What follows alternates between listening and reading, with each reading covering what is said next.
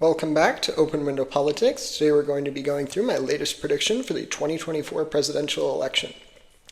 So this video will be focusing on Biden versus Trump, and we'll get started with on the West Coast and then move eastward. So we'll start with the state of Nevada. In Nevada, I think things are looking pretty good for the Trump campaign.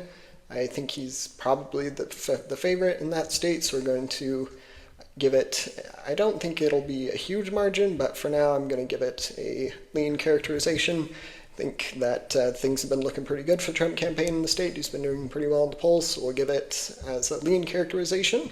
Then we get to the state of Arizona. Arizona, I think, is going to be a little bit closer, especially since there's going to be an abortion referendum on the ballot.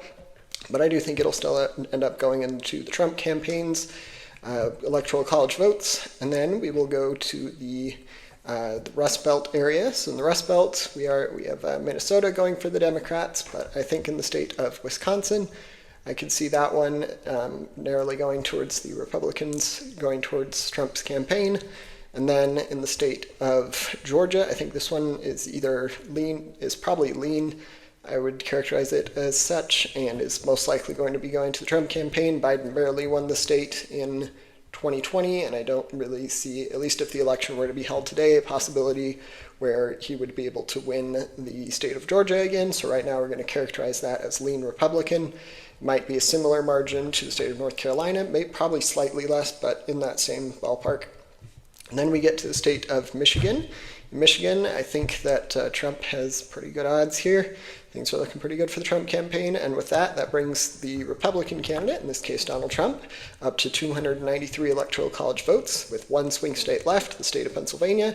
In Pennsylvania, I think that all these three Rust Belt states are likely going to vote together, like they did in 2016 by a narrow margin, but I do think that it will narrowly go to the Republican candidate. So I think that this is the final election result map, fairly close. Many of the states were fairly close, but ended up being a pretty big win for the Republicans, in this case the Trump campaign, and things are looking pretty good for the Trump campaign. Feel free to let me know if you have any questions about any of my predictions, and don't forget to like and subscribe. Thanks. Bye.